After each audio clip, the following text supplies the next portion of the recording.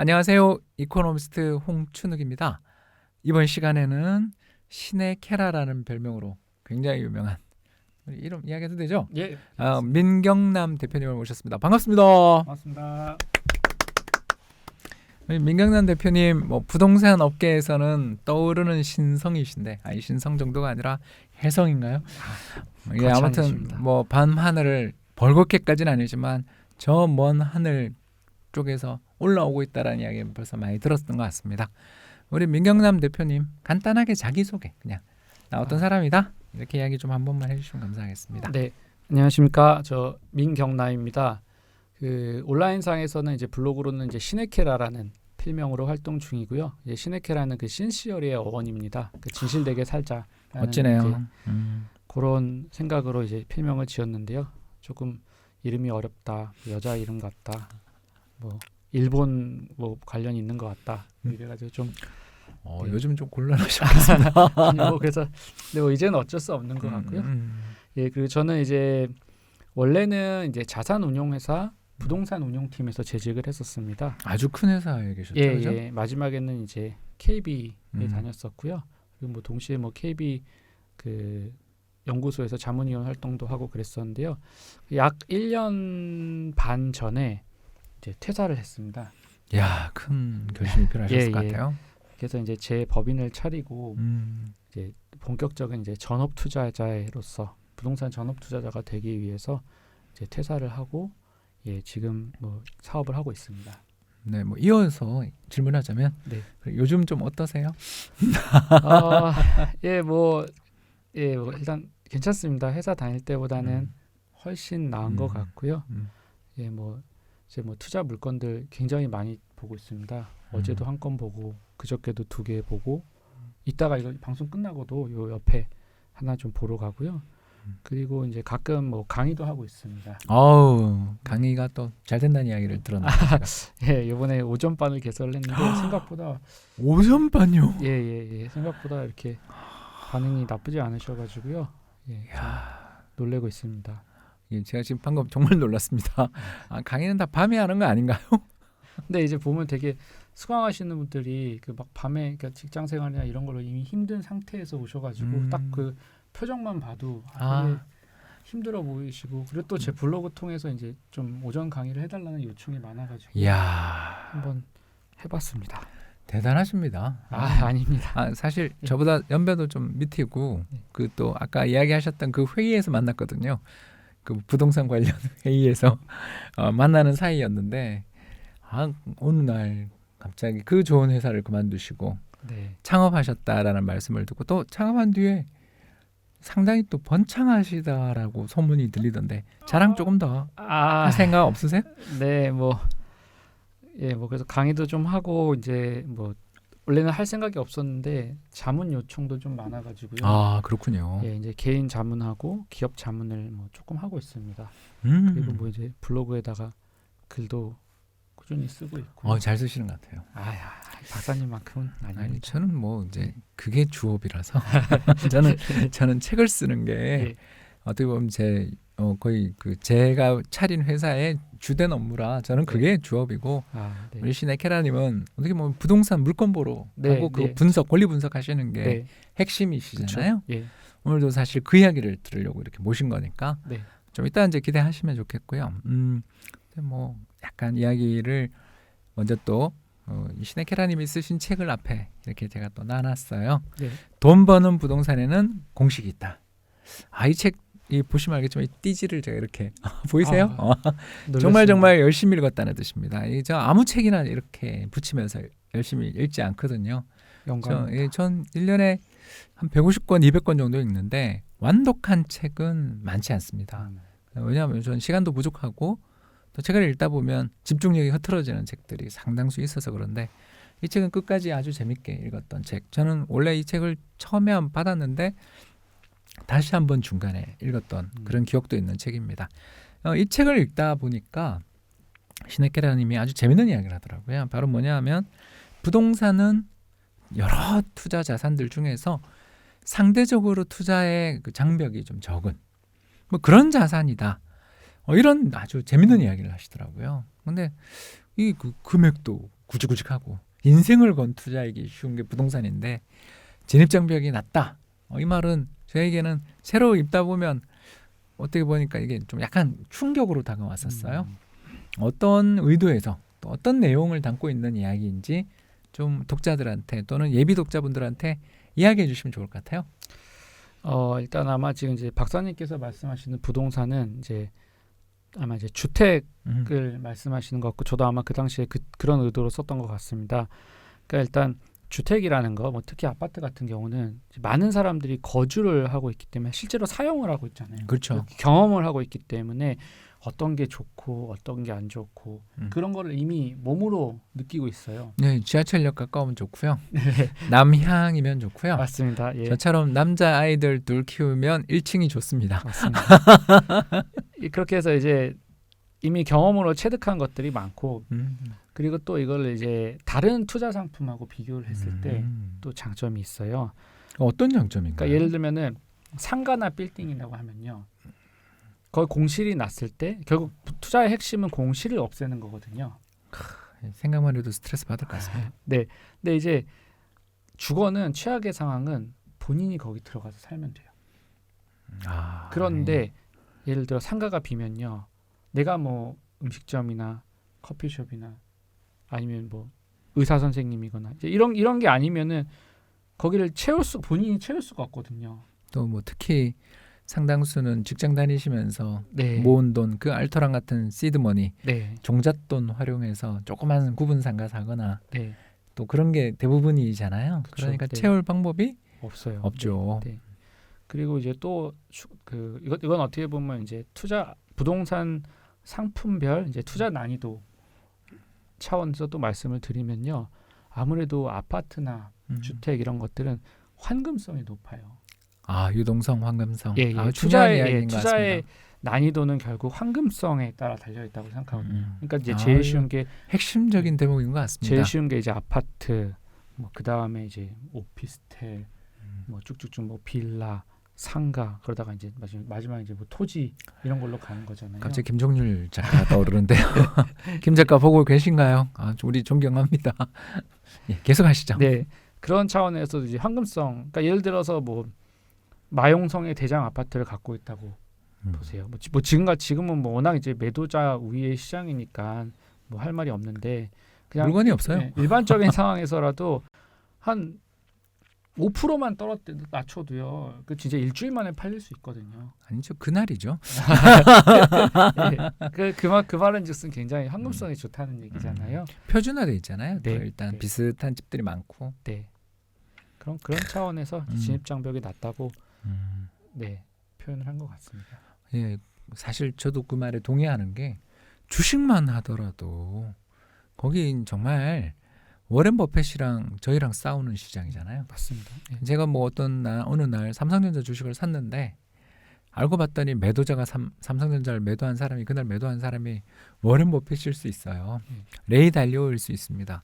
한마디로 말해서 저 복싱 경기장에서 내가 플라이급인데 헤비급 챔피언이랑 싸우게 된다면 이거 되게 불공평하다 싶은데 맞습니다. 주식은 글로벌화돼 있기 때문에 전 세계 투자자들 최고급의 투자자들과 싸우기 때문에 주식에서 성공하기 어려운 이유가 뭐예요? 이렇게 물으면 너무나 잘하는 사람이 많은 시장이라서 자기가 종목 개발을 해서 거기서 투자해서 성공을 거두기에 정말 어려우니 인덱스 그냥 지수에 투자하세요라는 이야기를 그래서 좀 많이들 하게 되는 거 아닌가 싶은데 부동산 시장에서는 역시 거주면의 우리가 또 잘 알고 있는 아파트에 대한 투자는 굉장히 진입 장벽이 낮은 투자할 수 있다.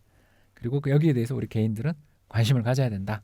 뭐 이런 의미로 네. 해석을 해볼 수가 있겠습니다. 그리고 뭐 여담인데요. 이제 제가 어제 이제 거의 주식 부동산 전업 투자하는 이제 스터디하는 그 친구들하고 점심을 먹었는데요. 그런 얘기를 했어요. 그러니까 주변에서 주식 투자해서 한 번도 안 깨져본 사람은 못 봤다는 거예요. 그럼요. 근데 부동산 투자해서 안 깨져본 사람은 꽤 있어요, 사실. 네, 사실 꽤 있습니다. 제가 지금 놀랐습니다. 네. 그렇고 이제 그리고 또 잠깐 뭐 주식하고 부동산 얘기 비교가 나와서 그런데요. 이제 주식은 이제 좀 엉덩이 가볍게 이제 자꾸 샀다 막 파는 게 이게 좋은 게 유동성이 좋잖아요. 예, 너무 좋아서 그게 좋은 게 아닐 수가 있잖아요. 근데, 손이 막 나가죠. 예. 근데 이제 부동산 특히 아파트는 이제 진득이 들고 있어야 되다 보니까요. 1년을 단타라고 표현을 하잖아요, 사실. 1년 만에 하면 양도세가 또 엄청나잖아요.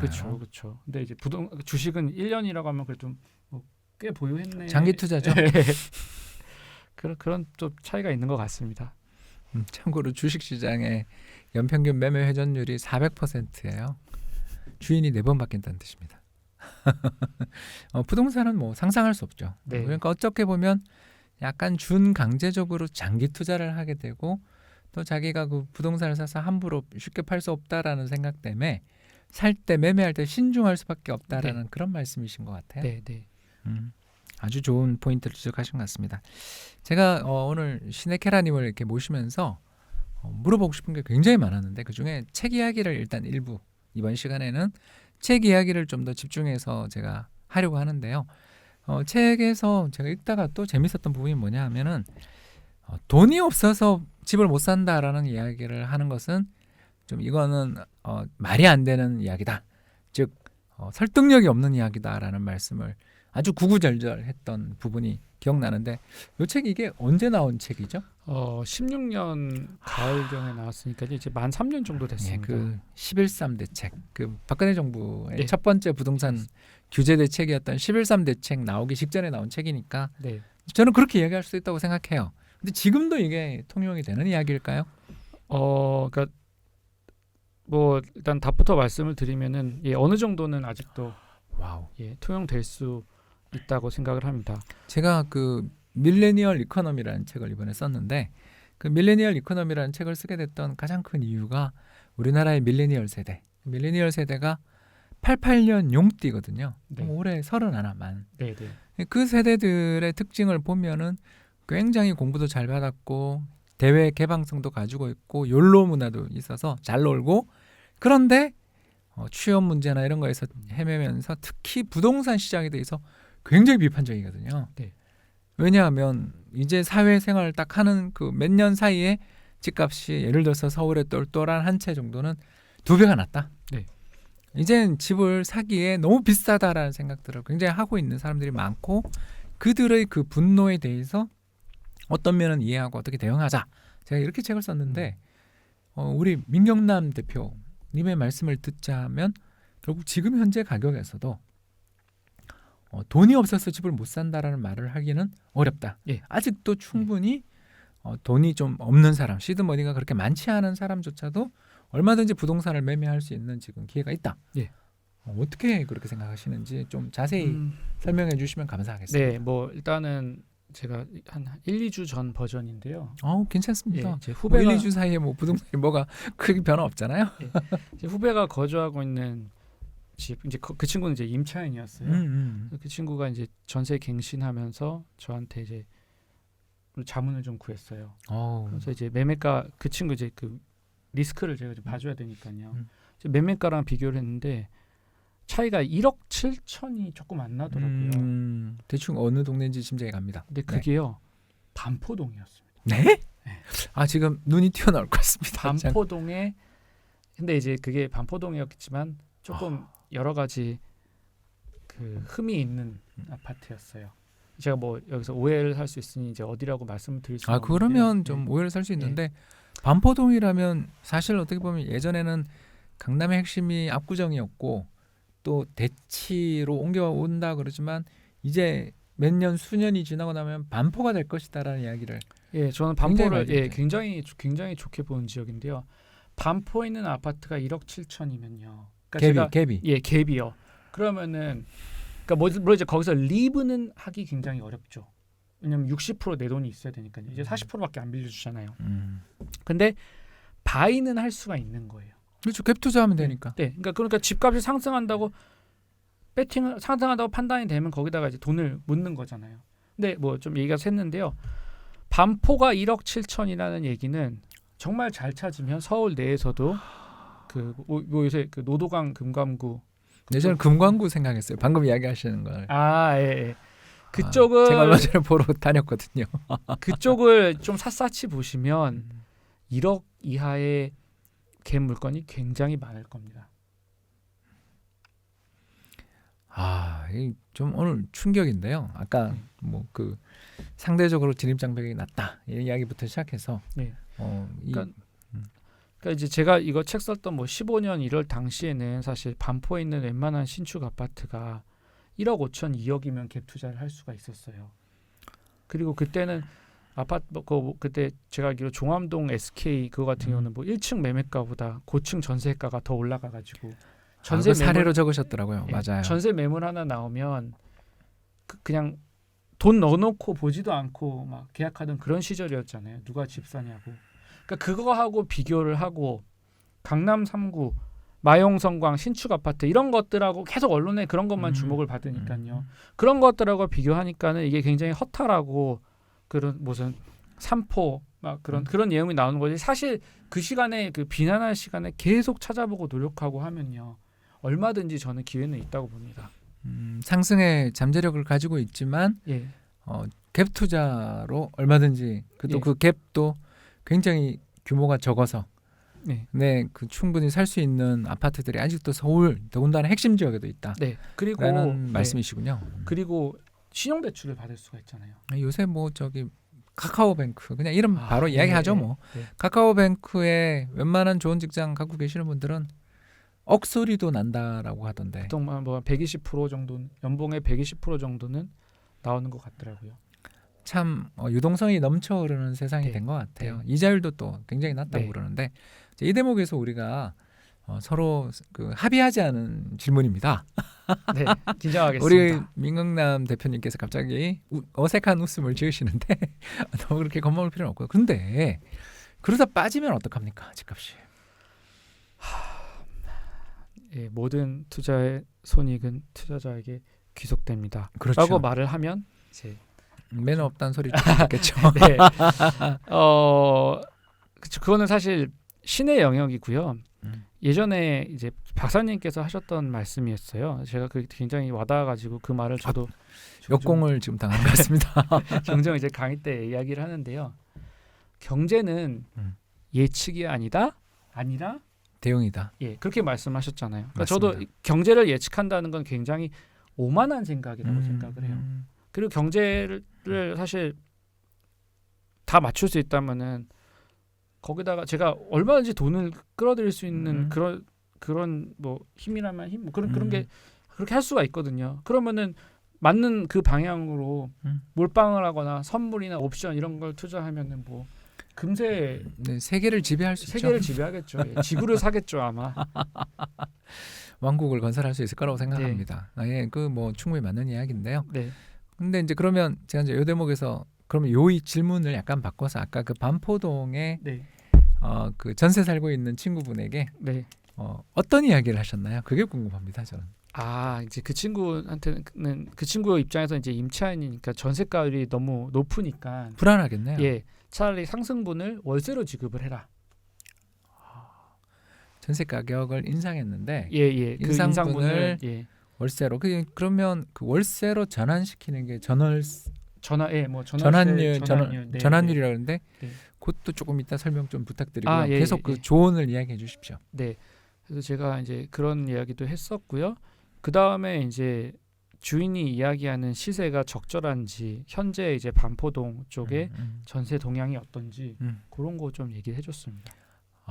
그러니까 갭 투자를 해라 마라라는 친구분과의 그 판단인 거고 일단 그 관련돼서 임차에 관련된 조언만 하셨군요. 네.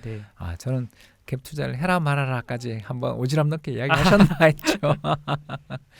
예, 그 이야기가 후끈 달아오르고 있는 것 같습니다. 네. 정말 뭐 놀라운 정보이고요. 역시 부동산은 직접 가봐야 그런 물건이 있는지 없는지를 또 실제로 살아가면 그 갭이 벌어질 가능성도 있을 수는 있겠습니다만 정말 저로서는 상상 이상의 놀라운 일이었고요. 조금 더 이야기해서 그분이 그 월세로 일부를 전환시켜라라고 하는데 그 룰이 있나요? 그게 이제 전월세 전환율인데요. 예를 들면요, 한 전세 7억짜리가 있다고 칠게요. 네, 뭐 서울에 그 정도 흔하죠. 네, 그러면 이제 전세 7억인 경우하고 한 월세로 이제 보증금 뭐 3천에 300인 경우 이럴 경우에요. 계산이 잘 안 돼요. 이러면 너무 어려운 숫자를 썼나요? 아니요, 괜찮아요. 혹시 예. 엑셀을 네. 가지고서 한번 설명 좀 한번 해주실 수 아, 있어요? 예. 예를 들어 지금 1항 같은 경우는 이제 보증금 7억짜리예요. 그 전세죠. 그다음에 2항 같은 경우는 이제 월세 보증금 3천에 월세 200이에요. 그러면은 이 경우에 전월세 전환율로 따지면 뭐가 되냐면요. 그 보증금 7억과 3천의 차이인 6억 7천. 그다음에 제로인 임대료와 200만 원인 임대료인데 이 임대료에다가 그 12 연 임대료 곱하고 나누기 6억 7천 하면 3.6%가 나오는 거예요. 생각보다 그렇게 어렵지 않은 숫자가 나왔네요. 네, 그렇죠. 그리고 여기서 이제 사실 되게 파생할 수 있는 이야기가 굉장히 많은데요. 이제 한 가지만 이제 말씀을 드리면 보통 대부분의 사람들이 전세가 싸지. 내가 그 월세는 주거 비용이 크다. 무조건 월세는 안 좋다. 이렇게 이제 대부분 생각을 하실 거예요. 근데 이제 그게 잘못일 수도 있다. 저 이자율을 판단해 보면. 예. 왜냐하면 우리가 조달할 수 있는 이자가 또 있으니까. 예. 그 이야기죠 지금. 맞습니다. 그러니까 지금 이게 전환율이 3.6%인데 내가 무언가 투자를 해서 5%를 낼 수 있는 사람이다. 그러면은 과감하게 월세로 거주를 하는 게 맞는 거죠. 그러니까 예. 투자 성과가 5%를 낼 수 있는 그런 그쵸. 어떤 예. 안정적인 뭐 예. 예를 들어서 예. 우리 민 대표님처럼 건물에서 임대료가 연 뭐 몇 네. 퍼센트가 나온다.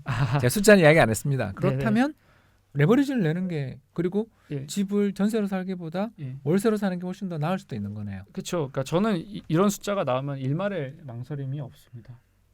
이게 이제 전문 투자자로 네. 돌아서신 분의 포스가 이런 데서 나오는 것 같아요. 그러니까 사실 전업 투자를 하겠다고 회사를 때려쳤는데 그 낮은 수익률을 내면은 사실 그렇게 전업 투자라고 말할 자격도 없는 거고 다시 회사를 돌아가야 되는 거라고 저는 생각하기 때문에요.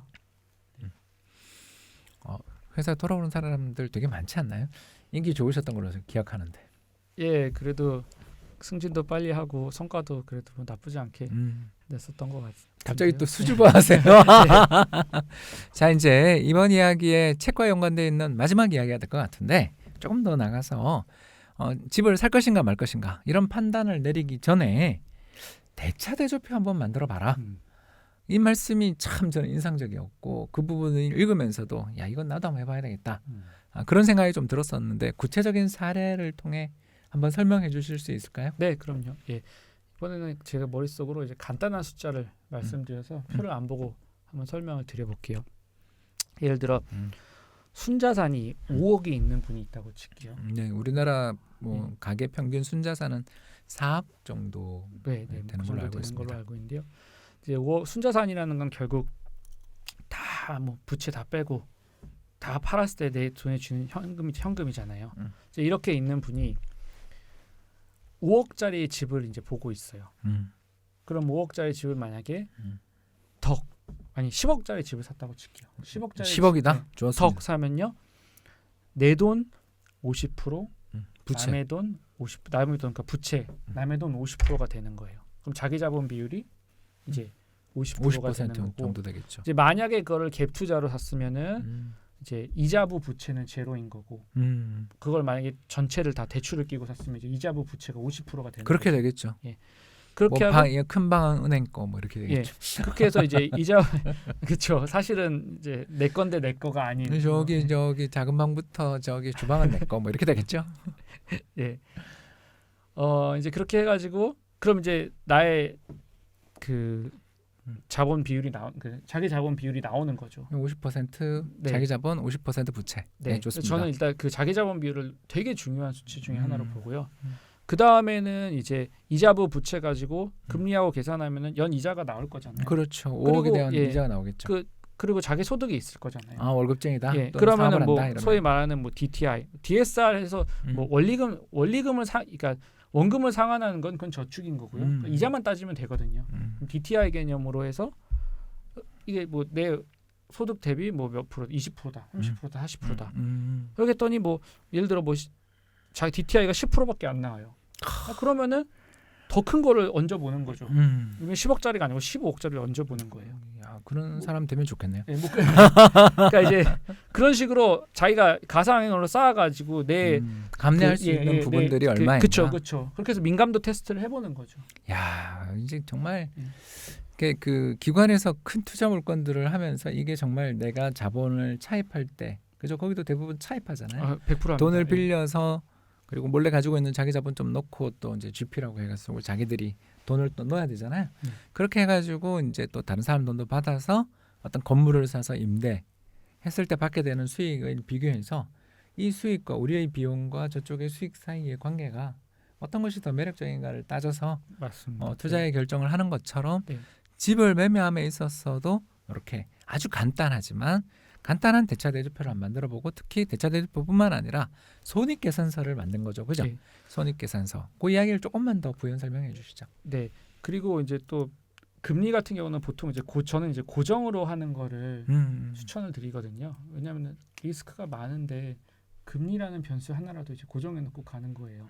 그래서 금리를 고정해 놓고 하면은 어쨌거나 그런 리스크, 금리 상승에 대한 리스크를 어느 정도는 해지를 하고, 물론 이게 수익형 부동산이면 뭐 영구채권 원리에 의해서 완전 다른 얘기가 되는데 그거는 이제 좀 복잡하고요. 근데 이제 아파트만 따졌을 때 금리를 딱 막아놓고 하면은 사실상 이번에 뭐 대한대출 1.88% 꿈의 숫자였어요, 그죠? 네. 네. 그래서 이제 그렇게 해서 이제 리스크를 계속 계산을 해보는 겁니다. 참 뭐랄까요, 이게 사람들이 집을 살 때조차도 덜컥 사는 경우들이 꽤 많아요. 너무 많습니다. 예, 그런데 비해서 우리 민경남 대표의 이야기를 좀 듣자면 두 가지가 확실히 저는 전제가 되는 것 같아요. 첫 번째, 내가 가지고 있는 자산과 부채에 대해서 기본을 좀 알고 있자. 그래서 내가 가지고 있는 자산, 뭐 예를 들어서 은행의 예금이라든가 주식 보유라든가 아니면 퇴직금 중간 정산을 할 수 있으면 또 그걸 가지고서 집을 사기 위해서 자기 자본이 얼마가 되고, 그리고 왜 타인 자본, 남한테 얼마를 빌려야 되는가에 대한 계산, 이거 정도는 근데 하는데, 그 다음 집을 산 다음에 매월 져야 될 이자 부담이라든가 또는 그 분할 상환을 해야 되는 경우에는 월별로 집값을 이제 계속 갚아 나가야 되지 않습니까? 대출을 갚아 나가야 되지 않습니까? 그에 따르는 부담을 내가 과연 감내할 수 있는가? 외부 충격이 왔을 때도 버틸 수 있는가? 뭐 이런 것들에 대해서 테스트들은 기본적으로 좀 하고 집을 사야 되는데 이게 뭐 어려운 것도 아니더라고요. 예. 뭐 사실 사칙 연산이고요. 그 복식북의 기본, 그러니까 회계 원리 뭐 다 볼 필요도 없고요. 조금만 보면 되고요. 그리고 뭐 원리금 만약에 상환, 그러니까 원금 상환이 부담스러우면 돈을 조금 더 빌리면 되고요. 그래서 그 여윳돈으로 원금 갚아 나가면서 뭐 ETF나 환이나 그냥 좀 비교적 변동성이 낮은 것들에다가 이제 투자를 해놓고 있을 수도. 네, 그럴 때 이제 제가 쓴 책 돈 좀 굴려봅시다에 나와 있는 다양한 환 해외 투자와 국내 투자의 조합을 이용하시면 좋겠습니다. 계속하시죠. 죄송합니다. 네, 예, 그런 것 같고요. 그리고 이제 내 재무 상태표를 하나하나 만들어 보다 보면요, 항상 이게 내 자산이 유동화가 되는 걸 생각을 해야 돼요. 그렇죠. 그게 뭐냐면요, 예를 들어 내가 뭐 청약 통장에 1,000만 원을 넣어놨어요. 그러면은 필요할 때 900에서 950만 원 정도는 대출을 끌어쓸 수가 있거든요. 그렇죠. 또 보험도 그래요. 보험도 물론 금리가 좀 높아서 그렇지. 보험 약관 대출이 있어요. 방금 말씀드린 예금 담보 대출. 그리고 제가 뭐 주식을 갖고 있으면은 주담대. 주식 담보 대출이라고 하죠. 주택 담보 대출이 아니고 주식 담보 대출. 이런 거가 이게 쫙 보이거든요. 그러면은 그거에 따라서 이제 나의 정말 뭐 속된 말로 총알, 투자할 수 있는 가용 자금이 딱 보이는 거예요. 사실 저는 그거를 거의 일주일 이내 단위로 체크를 하거든요. 정말 자주 체크하시는군요. 예, 그냥 거의 컴퓨터 엑셀에 이렇게 열어놓고 있다고 보시면 됩니다. 그거 보고 싶은데. 네, 제가 보여드리겠습니다. 참 대단하십니다.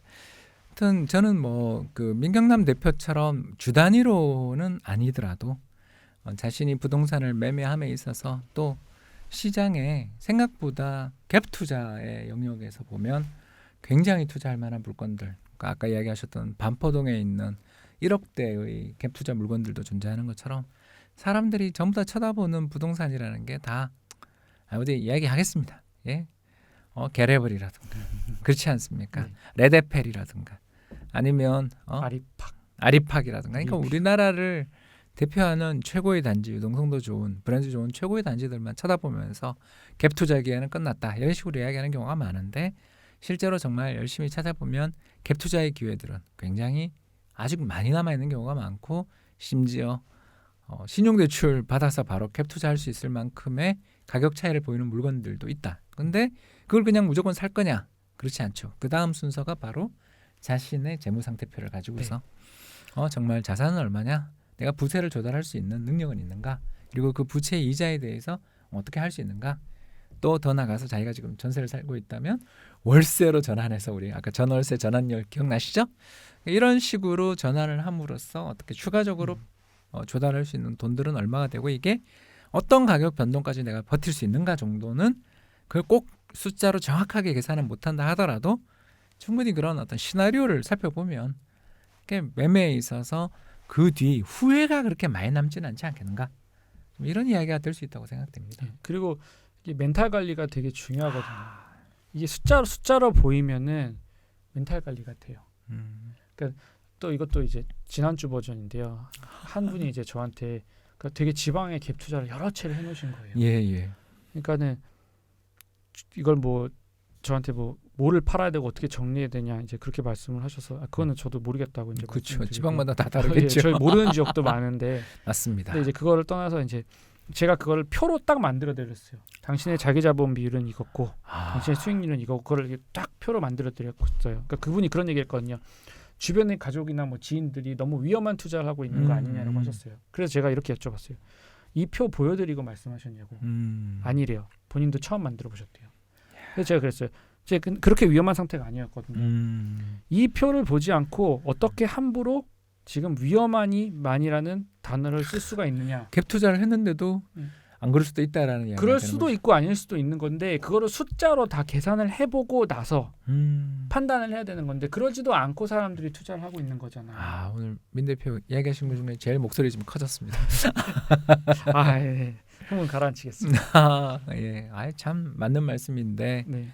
그렇지 못한 것 같아요, 그죠? 우리가 우리 츠버츠키 교수님이 우리 행동 심리학, 행동 경제학에서 아주 유명한 모드 이야기하잖아요. 매뉴얼 모드와 오토 모드가 있는데 사람들은 대부분 오토 모드, 그냥 생각하지 않고 반복적인 행동, 반사적인 행동을 하는 경우가 인생에 저는 하루 종일 움직이는 거의 대부분이고 매뉴얼 모드는 신중하게 손익을 따져가면서 시나리오를 짜면서 생각하는데 이 매뉴얼 모드에는 많은 에너지가 소모되거든요. 그렇죠. 네. 그래서 이 매뉴얼 모드를 최소화하고 오토 모드로 자꾸 하려고 사람은 움직이고 그 과정에서 어떤 행동 편향들이 많이 나타난다.